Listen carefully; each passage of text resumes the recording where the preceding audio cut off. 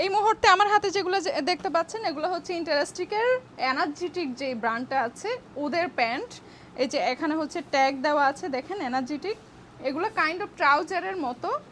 আর এই পাশে হচ্ছে একটা এলাস্টিক দেওয়া আছে, সাথে হচ্ছে এখানে একটা চেইন দেওয়া আছে।